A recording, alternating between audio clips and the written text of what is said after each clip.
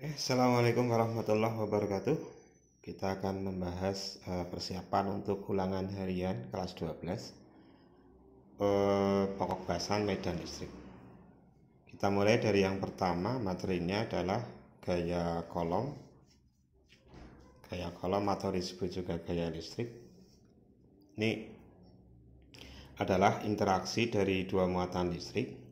Sebagaimana sudah kita tahu, kalau dua muatan sejenis akan tolak menolak.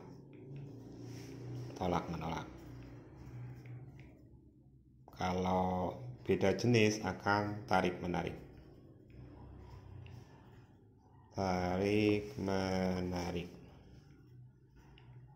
Itu konsep dasar yang pertama.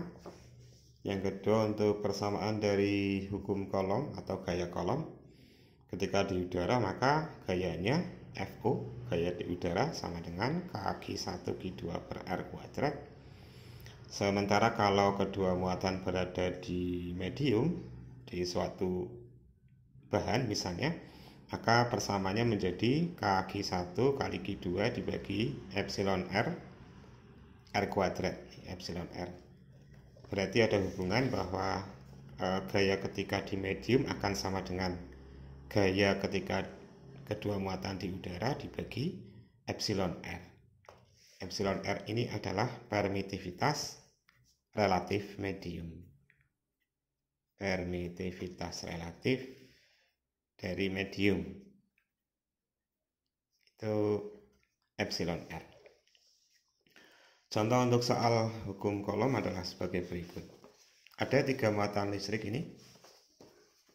Muatan A, muatan B, muatan C. Kemudian jarak antara A dengan C 30 cm. Jarak antara B ke C 20 cm. Ini gambarnya tidak begitu pas. Muatan A sendiri adalah negatif, yaitu besarnya -2, kemudian B-nya positif 4, dan C-nya positif 9 mikrokolom. Di mana 1 mikrokolom itu setara dengan 1 kali 10 pangkat min 6 kolom.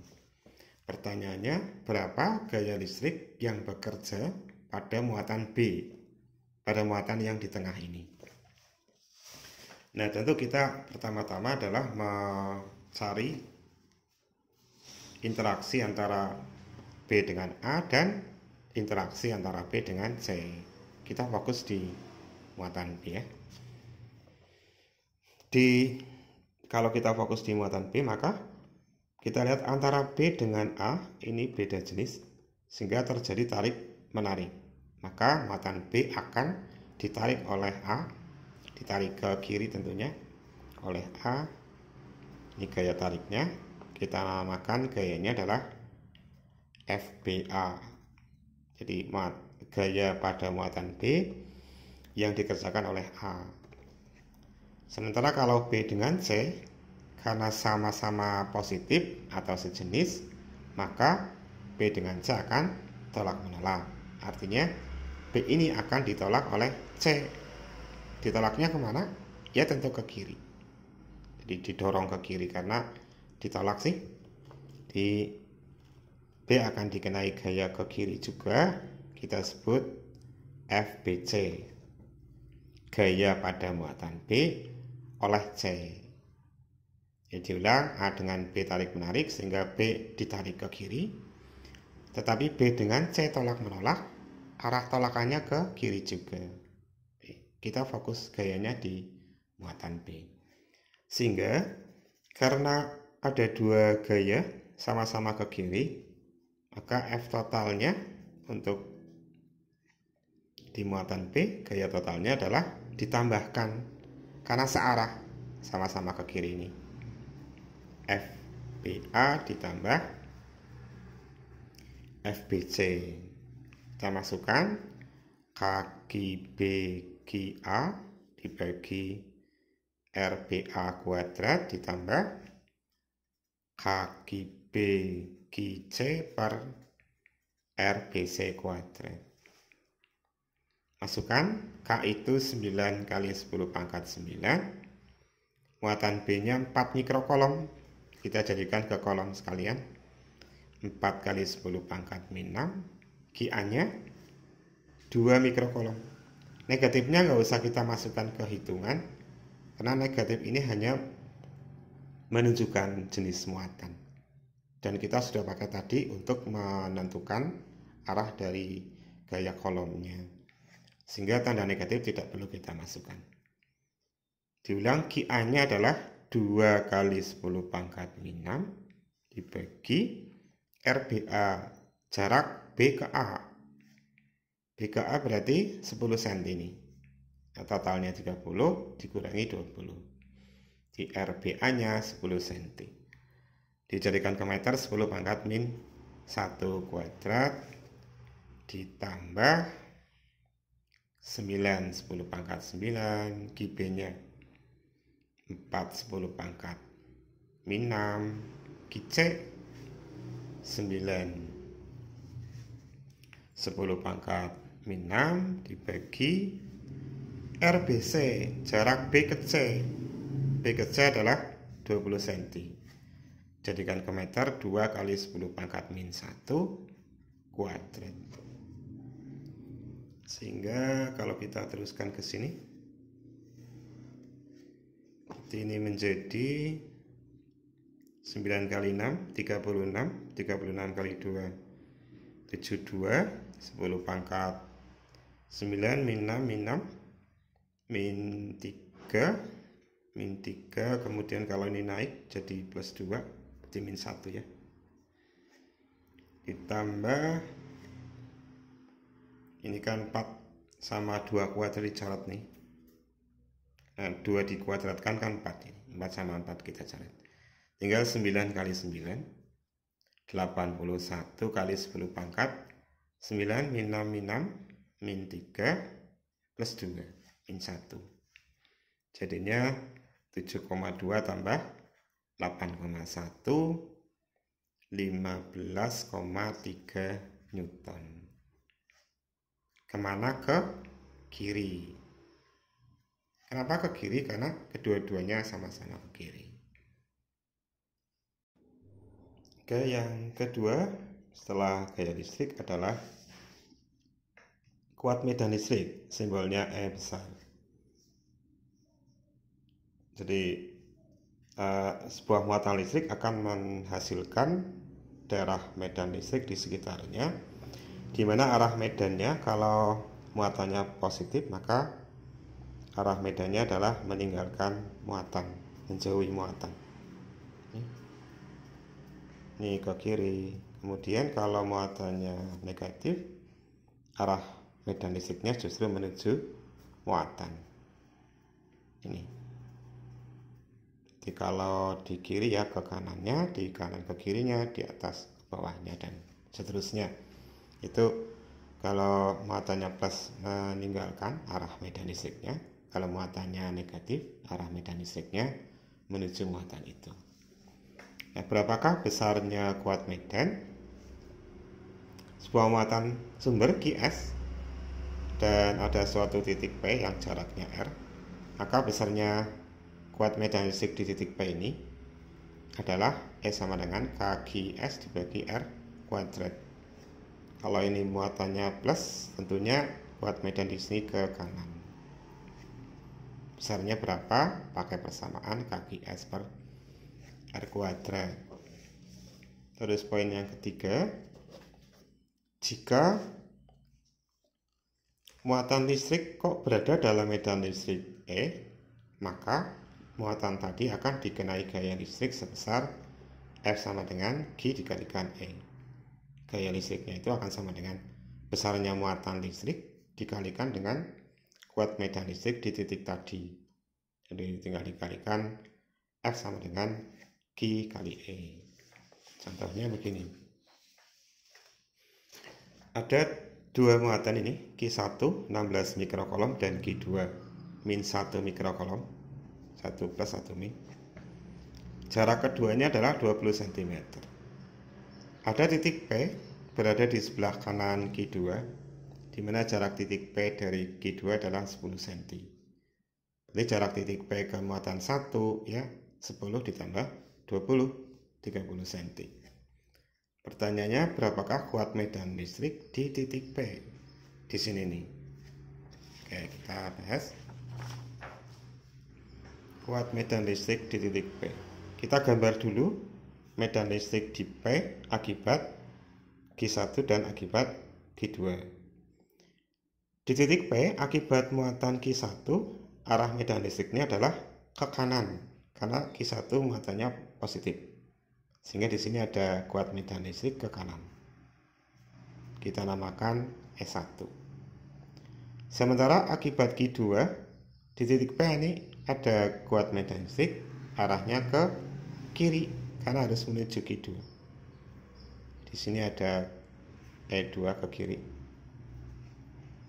Jadi kita gambarnya dari titik P ya. E1-nya ke kanan. Kenapa ke kanan? Karena Q1-nya plus. Kan tadi kalau muatannya plus, arah medan listriknya menjauh. E2 harus ke kiri karena harus menuju Q2. Muatan Q2 adalah negatif. Sehingga ada dua kuat medan di titik P, yaitu E1 ke kanan dan E2 ke kiri. Maka totalnya karena berlawanan arah, maka dikurang. Anggap aja yang ke kanan positif, jadi E1-nya positif dikurangi E2. Tinggal masukkan kaki dibagi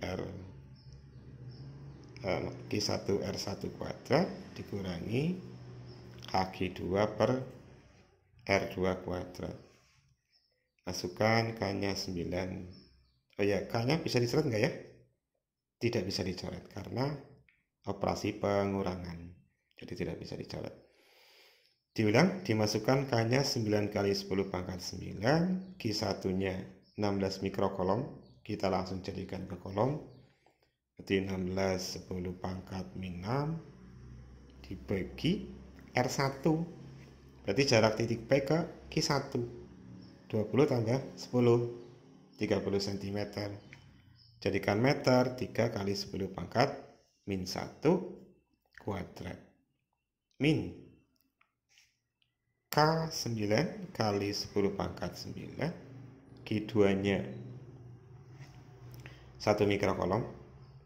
Ini tanda negatifnya lagi-lagi tidak perlu dimasukkan karena tadi sudah dipakai untuk menentukan arah kuat medannya. Jadi tanda negatifnya kita abaikan. Q2-nya 1 mikrokolom berarti 1 kali 10 pangkat min 6 dibagi R2. Jarak titik P ke Q2 10 cm ini. Ke meter 10 pangkat min 1 kuadrat. Lanjut ke sini sama dengan 9 sama 3 kuadrat dicoretnya. Karena 3 kuadrat kan 9. Tinggal 16 10 pangkat nih. 16 10 pangkat 9 min 6 3 ini kalau min 2 naik plus 2 berarti pangkat 5. Dikurangi 9 kali 1 9, 10 pangkat 9 min 6 3 tambah 2 5. Jadi 16 kurangi 9 7 10 pangkat 5 Newton per kolom. Kemana? E1 positif ke kanan, E2 negatif ke kiri.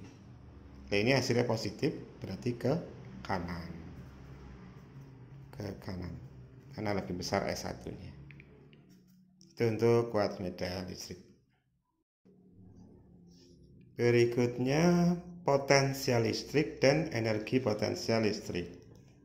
Nah, ini potensial listrik simbolnya V, energi potensial listrik kita simbolkan dengan EP seperti biasa EP.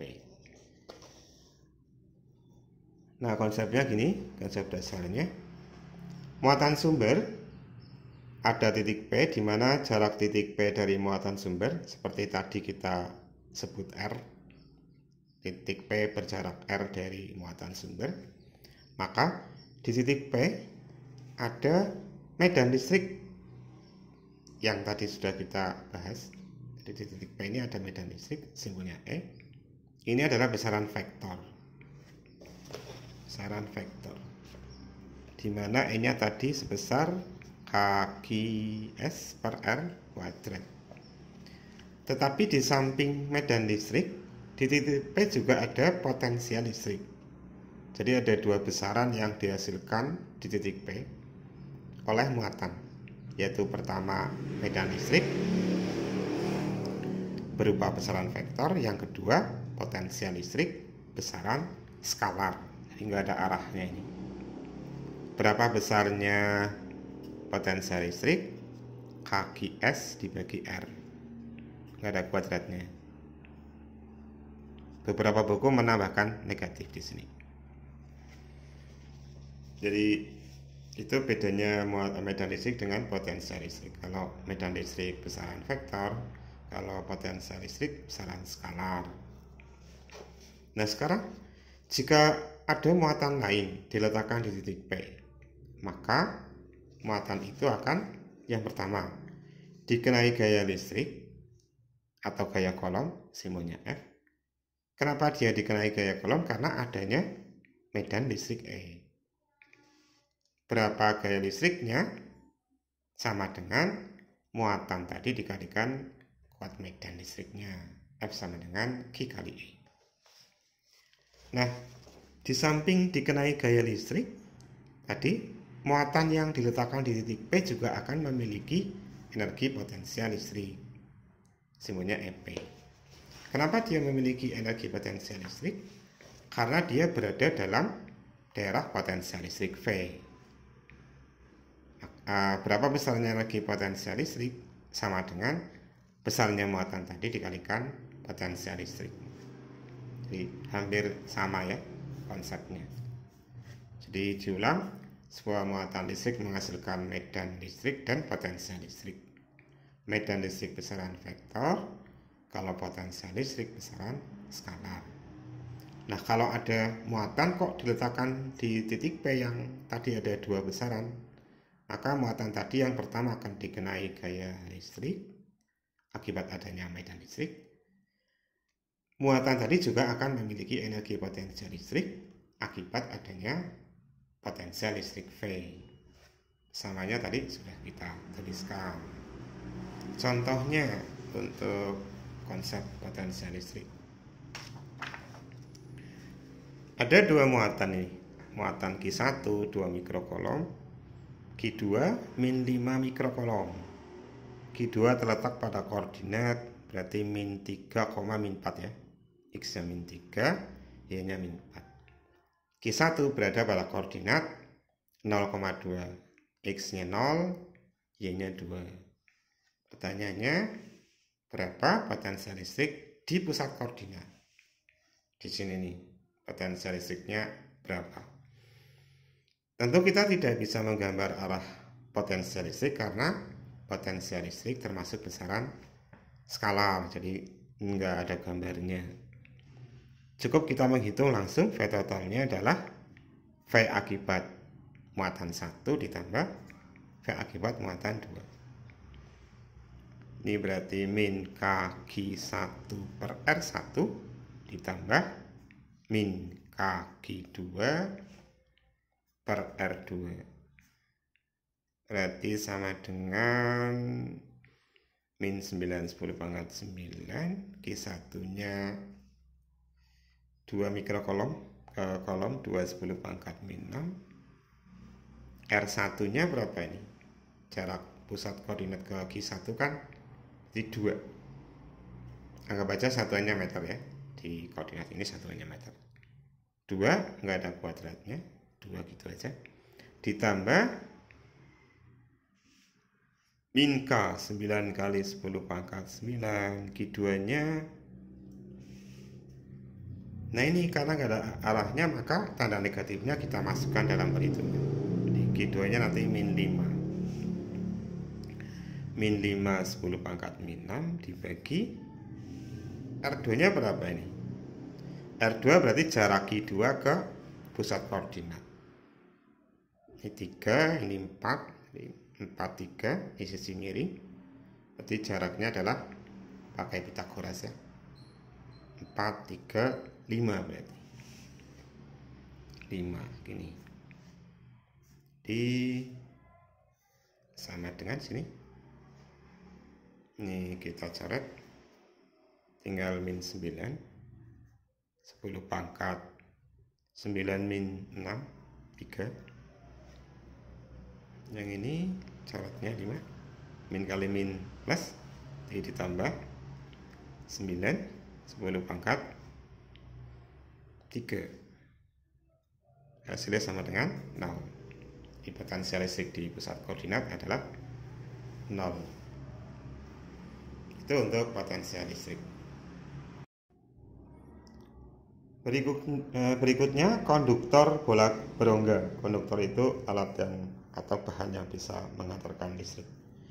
Konduktor bola berongga, di gambarnya bola berongga sehingga tidak pecah. Bola ini kita kasih muatan listrik plus, jari-jari bola adalah R. Ada dua besaran yang kita tinjau untuk bola konduktor. Yang pertama adalah kuat medan dan yang kedua adalah potensial listrik. Nah, ada beberapa titik khusus ini. Di dalam bola, di sepanjang dalam bola ini, kuat medan listriknya sama dengan 0. Sepanjang di dalam bola, kuat medan listriknya 0. Bagaimana potensial listriknya? Dihitung pakai kaki per R. R-nya R jari-jari, R besar ini, jari-jari bola. R besar jari-jari bola. Nah, bagaimana kalau di permukaan bola, kuat medannya kaki per R kuadrat, R-nya R besar, di jari-jari bola. Potensial listrik di permukaannya kaki per R. Sama ya ini nomor. Di dalam bola dengan di permukaan bola, potensial listriknya adalah sama. Kalau di luar bola, ini rumus normal ini, kaki per R kecil kuadrat. Ini juga kaki per R kecil. R itu jarak titik ke pusat bola. Tuh. Jadi kondisi khususnya adalah untuk konduktor bola berongga, kalau di dalam bola kuat medan listriknya 0. Untuk potensial listriknya, potensial listrik di dalam bola sama dengan potensial listrik di permukaan bola. Tuh, contohnya gini. Konduktor bola berongga, jari-jarinya 9 cm. Diberi muatan listrik 5 kolom.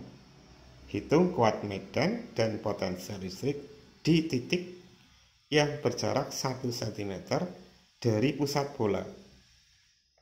Jari-jarinya 9. Titik ini jaraknya 1 cm dari pusat bola. Berarti titik yang lagi kita mau hitung adalah berada di dalam bola. Kita pakai yang di dalam bola. Jawab, berapa N-nya? Sama dengan 0. Karena di dalam bola. Berapa V-nya? Kaki per R. R-nya R besar, jari-jari. Karena potensial listrik di dalam bola akan sama dengan potensial listrik di permukaan. Ini maaf ya, pakai min. Sama dengan min 9, 10 pangkat 9. G-nya tadi 5 dibagi R-nya, jari-jarinya pakai yang 9, bukan pakai 1 karena R besar nih, bagi 9, jadinya sama dengan min 5 10 pangkat 9 volt. Nah, itu dia untuk bola berongga. Oke, bagian akhir dari medan listrik adalah kapasitor. Fungsi kapasitor secara umum ada 2. Di modul tertulis 3 atau 4 itu. Kita fokus ke sebagai penyimpan saja. Di kapasitor sebagai penyimpan muatan dan penyimpan energi. Sebagai penyimpan muatan, maka muatan yang mampu disimpan kapasitor adalah muatannya sama dengan C kali V. Kapasitas kapasitor kali potensial atau tegangan di ujung-ujung kaki kapasitor. C itu adalah kapasitas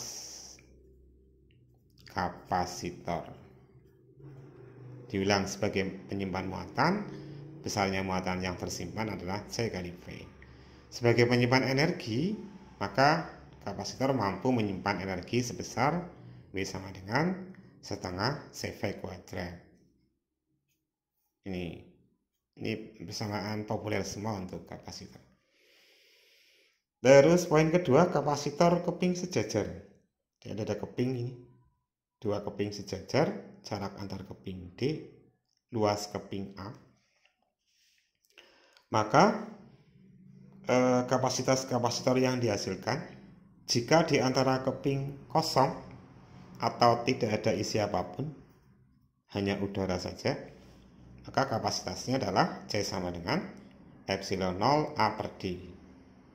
Ini kapasitas kapasitor, ini permitivitas listrik udara, luas bidang atau luas keping dibagi jarak antar keping. Tapi jika di antara keping diisi bahan, ada bahan tertentu yang diisikan di antara kedua keping, maka kapasitasnya menjadi epsilon R epsilon 0 dikali A dibagi D.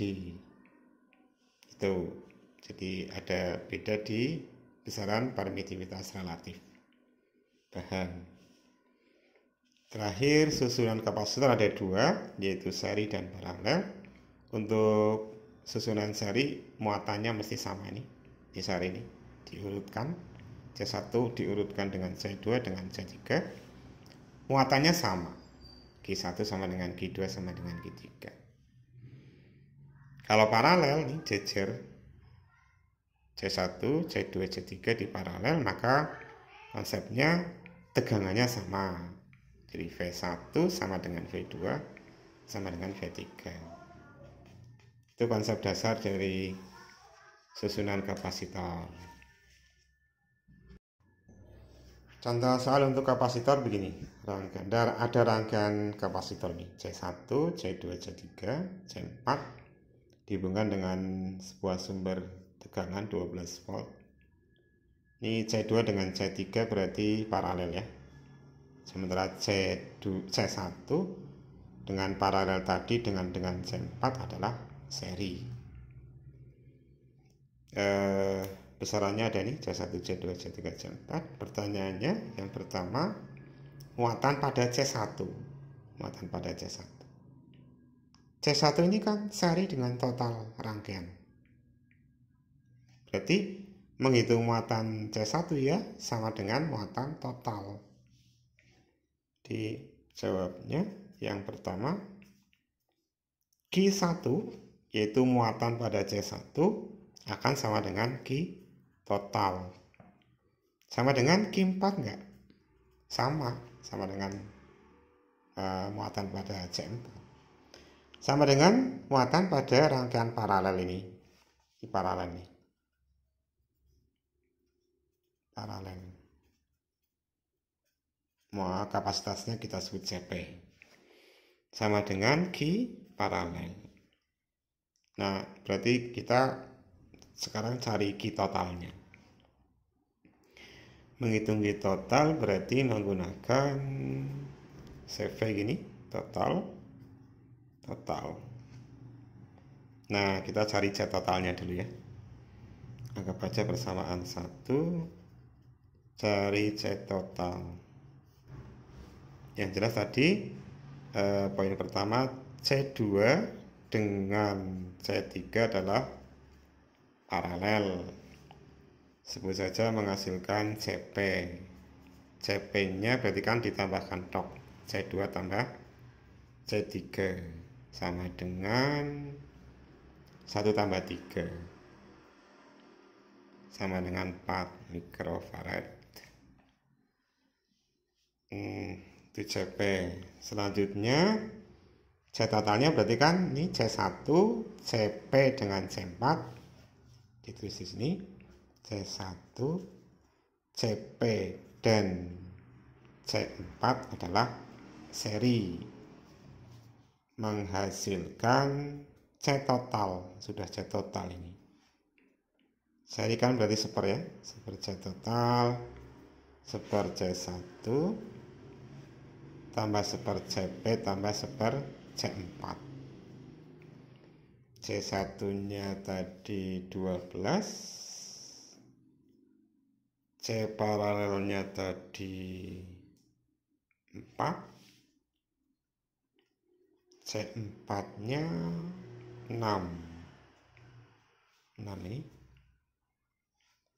samakan ke 12. 1 tambah 3 tambah 2 di 6 per 12. Ini masih sepercetot.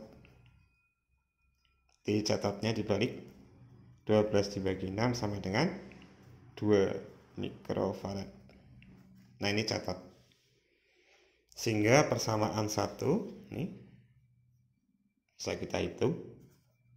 Persamaan 1 kitotnya sama dengan cetotnya 2 kali tegangan totalnya 12 sama dengan 24 mikrokolom. Itu kitotnya. Berarti kitot ini kan sama dengan Q1 sama dengan Q4 sama dengan Q paralel. Jawabannya sudah ketahuan 24 mikrokolom.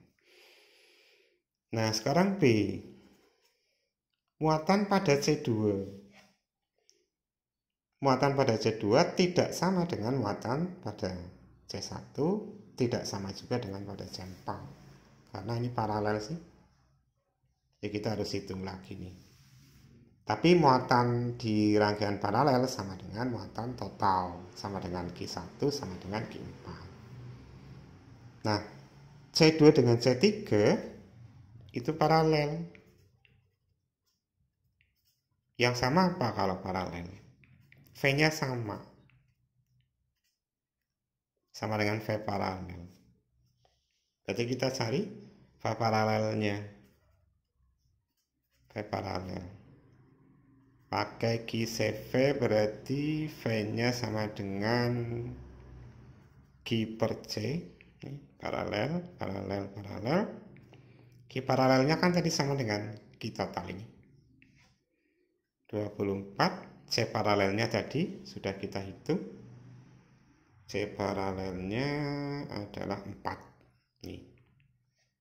Bagi 4 sama dengan 6 mikrofarad. Maaf, 6 volt. 6 volt. Karena V sih. 6 volt. Berarti tegangan di C2 ya 6 volt, tegangan di C3 juga 6 volt. Sama dengan tegangan paralel. V2 sama dengan V3 sama dengan V paralel. Sekarang kita bisa eksekusi untuk menghitung muatan pada C2. Berarti Q2 ya. Sama dengan kan CV. C-nya C2, V-nya V2. C2 berapa? 1 mikrofarad. Jadi 1 kali V2-nya tadi 6. Ya 6 mikrokolom. 6 mikrokolom. Itu muatan pada C2. Selanjutnya yang terakhir, energi yang tersimpan pada C4. Di sini nih, energinya berapa? Kita hitung. Berarti untuk C kan W di C4 ya, W4 lah, setengah C4 V4 kuadrat. C4 nya ada, V4 nya kita mau hitung dulu. Cari V4. Q sama dengan CV, V-nya Q per C. Kalau ini 4, Q4, C4. Q4-nya tadi kan sama dengan Q total. Q totalnya tadi berapa? 24 nih. C4-nya 6. Jadi sama dengan 4 volt. Nah, maka Maka kalau kita anggap ini persamaan 2, persamaan 2-nya menjadi W4 sama dengan setengah, C4-nya 6, V4-nya 4. Jangan lupa kuadrat. 3 kali 4 kuadrat 16. 16 kali 3 berapa itu? 16 kali 3 48 ya. 48 mikrojoule. Nah, itu dia cara menghitung energi pada kapasitor. Terima kasih atas perhatiannya, semoga sukses. Assalamualaikum warahmatullahi wabarakatuh.